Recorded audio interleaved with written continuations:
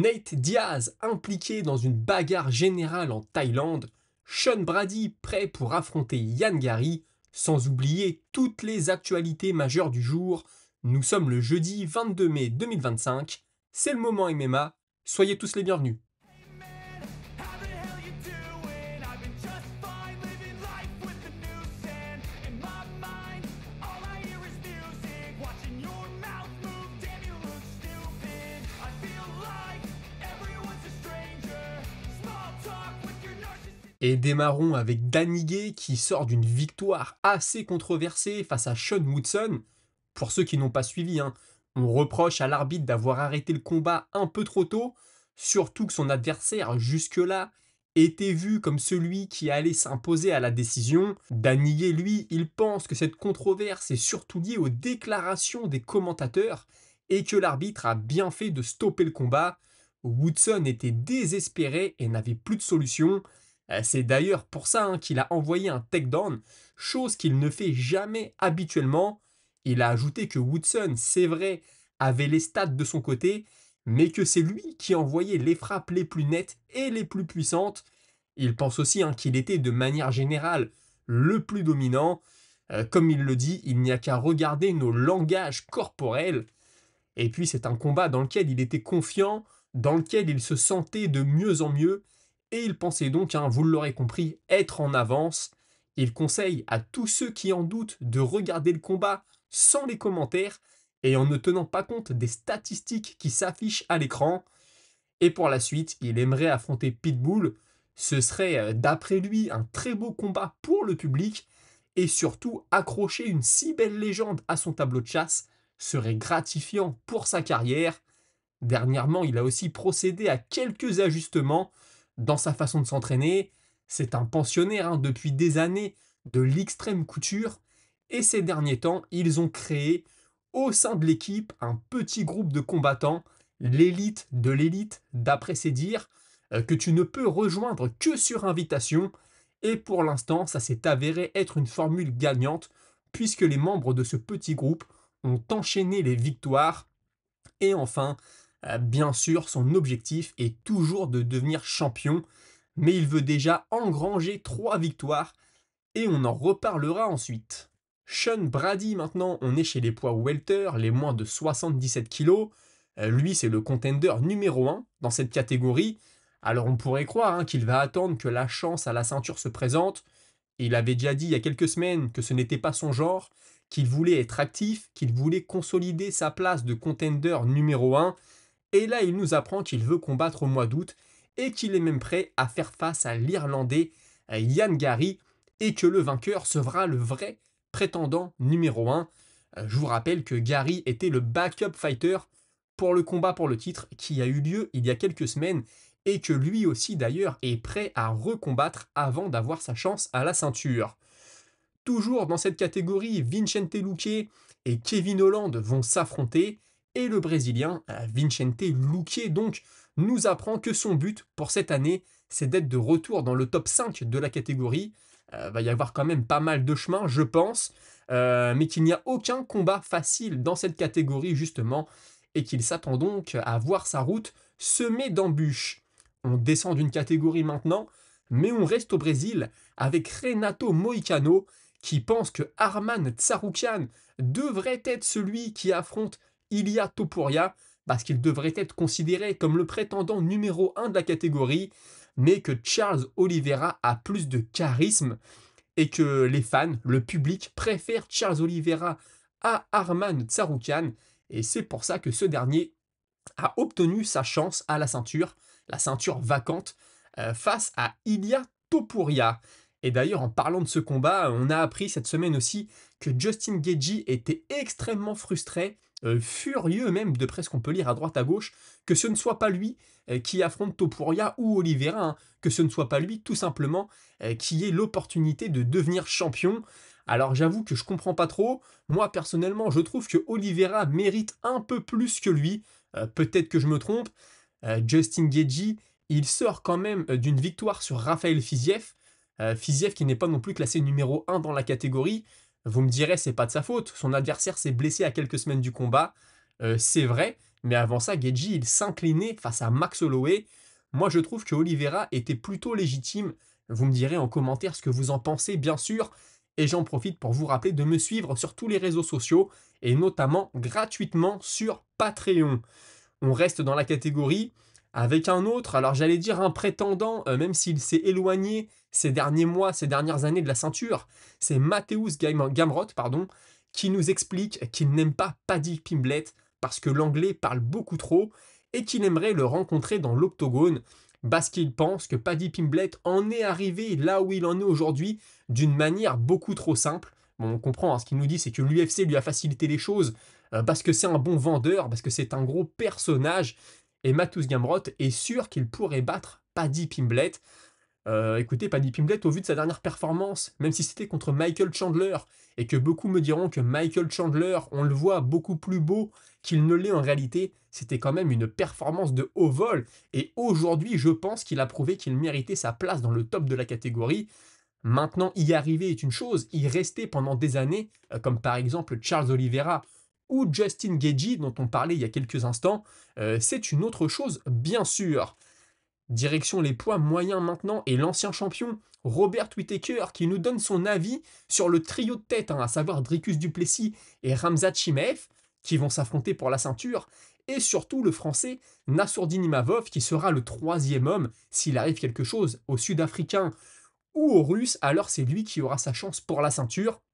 Et ce que dit Whittaker, c'est qu'il n'y a pas de meilleur scénario pour le français que d'être backup fighter quand tu as Chimaev qui combat, parce qu'on le sait, il y a un gros risque qu'il soit blessé ou qu'il soit malade, et qu'il soit donc contraint de se retirer à la dernière minute. Et il ajoute, avec une pointe d'humour bien sûr, qu'encore mieux que ça, ce serait des backup fighters pour un combat entre Paulo Costa et Khamzat Chimaev. On passe au gros dossier du jour, en tout cas j'ai décidé d'en faire ma une, parce que l'histoire m'a quand même fait sourire. C'est Ned Diaz qui était en Thaïlande avec John Jones. Il tournait un peu l'équivalent du TUF de l'Ultimate Fighter, mais pour la télévision russe. Et Ned Diaz, après seulement un jour de tournage, a décidé de tout quitter et de retourner avec son équipe en Californie. Pourquoi? Parce qu'il y a eu un incident qui a dégénéré en bagarre générale. Je vous explique rapidement. Alors Ned Diaz était coach d'une équipe, John Jones était coach de l'autre, et on a un combattant qui participait à l'émission. Son nom c'est Zalim Khan Yusupov, et tout simplement il a provoqué Ned Diaz.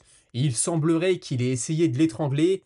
Ça n'a pas plu à l'américain qui lui a mis une gifle, la fameuse Stockton Slap, hein, on commence à connaître, et tout ça a dégénéré. Alors on a le partenaire d'entraînement et ami de Ned Diaz qui nous explique, c'est Jack Shield, hein, qui nous explique qu'il y avait en réalité, on ne le voit pas sur la caméra, on ne le voit pas sur la vidéo qui est sortie, mais une centaine, d'après lui, une centaine de Tchétchènes et de Dagestanais autour de la villa, et que tous ensuite ont voulu rentrer pour venger leur ami, qu'il y a même des membres de la production qui ont pris parti pour le russe, et donc contre Ned Diaz, que de toute façon, l'organisation de l'émission c'était n'importe quoi, et ils ont donc décidé de tous partir. Il faut savoir que Yusupov, hein, celui de qui est partie l'altercation, il est coutumier du fait, puisque dans la précédente édition, celle qui mettait à l'affiche Aljamain Sterling et Petroyan, il avait déjà eu une altercation avec Aljamain Sterling. Pour les mêmes raisons, il avait voulu étrangler par surprise Sterling, et ça ne lui avait pas plu. Retour maintenant avec des combattants un peu plus actifs. Thomas Pinal, hein, qui nous explique que c'est très compliqué de rester motivé, de rester concentré sur sa carrière de combattant. Pourquoi? Parce que le combat avec John Jones met du temps à se faire, que l'UFC ne lui parle d'aucun autre combat possible.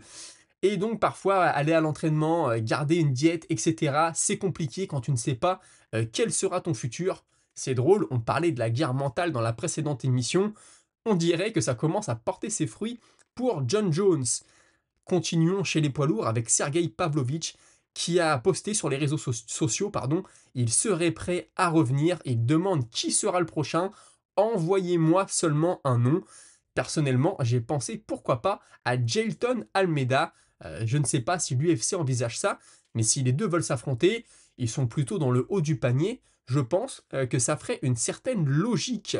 Sean O'Malley s'apprête à tenter de récupérer sa ceinture face à Merab Dvalishvili.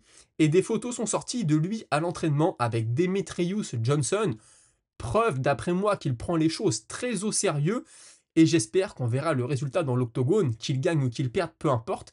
J'espère qu'on aura au moins un combat très serré et un combattant du niveau de Demetrius, même s'il n'est plus actif actuellement, on sait qu'il a continué de s'entraîner, il a surtout une grosse expertise, une grosse expérience du combat, donc bien sûr, il y a des conseils qui sont toujours bons à prendre. Et en parlant d'entraide, on va avoir une entraide 100% australienne cette fois, qui a déjà eu lieu par le passé, puisque Jack Della Maddalena, lui, il songe à s'entraîner de nouveau avec Alexander Volkanovski en vue de son combat face à Islam Makhachev. Encore une fois, un bon choix quand on sait que Volkanovski a affronté le Russe à 2 reprises, que la première fois, il lui a plutôt tenu tête, hein, c'était extrêmement serré. Bon, la seconde, ça s'est pas vraiment passé comme il le souhaitait, mais un bon choix, je pense, de la part de Jack Della Maddalena. On va suivre maintenant une affaire dont on a parlé il y a quelques semaines. Vous le savez, Francis Ngannou a eu un accident de moto chez lui au Cameroun. La jeune femme qui a été impliquée avec lui là-dedans est décédée. Alors il y en a beaucoup d'entre vous qui me disent que l'affaire est en train d'être étouffée en Afrique, que Francis Ngannou aurait payé à droite à gauche pour que rien ne sorte, etc. Voilà, je ne sais pas si c'est vrai, mais en tout cas beaucoup d'entre vous m'ont remonté ça. On apprend aujourd'hui qu'apparemment la jeune femme serait décédée, bien sûr suite à l'accident, mais surtout parce qu'elle aurait fait une allergie, une overdose même, en fait des anesthésies qu'on lui a données un peu contre la douleur à l'hôpital. Il y aurait donc une erreur médicale. Bien sûr, tout ça est à prendre avec des pincettes. Vous savez, Ryan Bader a quitté le PFL, il a signé au Rising. On en a parlé il y a quelques semaines aussi. Et là, il a fait un bilan sur le paysage MMA actuellement, les promotions MMA, et d'après lui, ça sent pas bon du tout. Il y a de moins en moins d'opportunités pour les combattants de faire beaucoup d'argent. Alors c'est drôle parce qu'il y a quelques mois, quelques années, on avait le PFL, on avait le ONE FC, etc., qui nous disaient nous on paye mieux que l'UFC, chez nous les combattants seront mieux, etc., etc. Et là, depuis, allez, je dirais 6 mois, le ciel commence à s'assombrir sur ces organisations. Bon, c'est l'UFC qui en ressort grandi, sauf que l'UFC, bah, c'était déjà critiqué parce que ça paye pas assez, etc. etc. Donc de toute façon, hein, le MMA, on le sait, ce sont des promotions, ce sont des organisations, et c'est malheureusement à chaque combattant de faire ce qu'il peut pour essayer de tirer son épingle du jeu. Un peu de boxe anglaise maintenant, et Tyson Fury qui aurait annoncé qu'il sortait de sa retraite, une retraite qu'il avait prise au mois de janvier dernier. Il sera de retour apparemment, mais on ne sait pas encore quand, et on ne sait pas non plus contre qui. On a un vétéran de chez vétéran, un Minotaur Nogueira, qui a fait un combat de boxe contre un influenceur brésilien. Il a gagné par KO, je vous mets la vidéo à l'écran. Je ne sais pas ce qui a mené à ce combat. En tout cas, j'espère pour lui qu'il a pris un bon billet, qu'il a été compensé comme il se doit. Johnny Walker contre Zhang, c'était une rumeur il y a quelques jours, il semblerait que ce soit maintenant officiel et que ce soit notre main event pour le 23 août prochain à Shanghai. Et puis on termine les actualités avant de passer à la minute auditeur avec Bruno Silva, le poids moyen.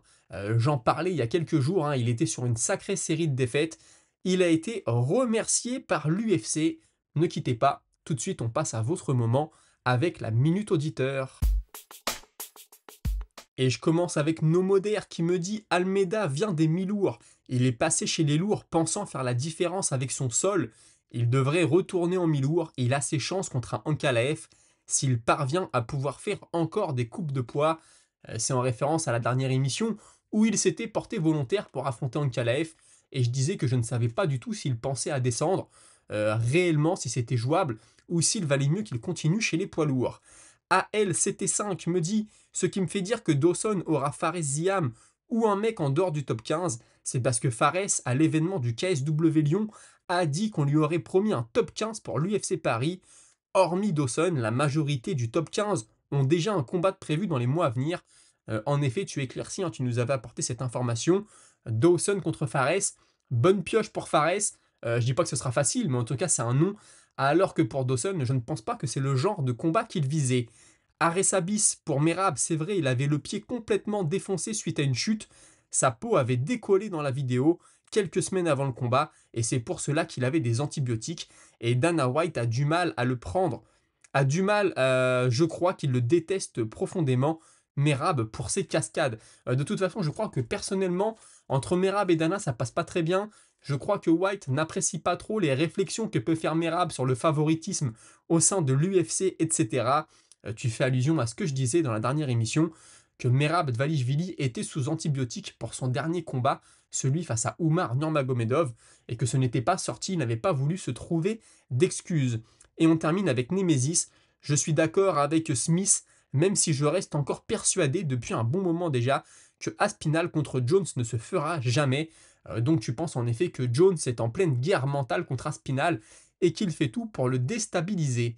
Les amis, merci d'avoir suivi. On se retrouve très prochainement pour une nouvelle vidéo. N'hésitez pas à me suivre sur tous les autres réseaux, notamment sur Patreon pour retrouver mes vidéos en mode podcast à n'importe quelle heure de la journée. D'ici là, portez-vous tous très bien. Salut.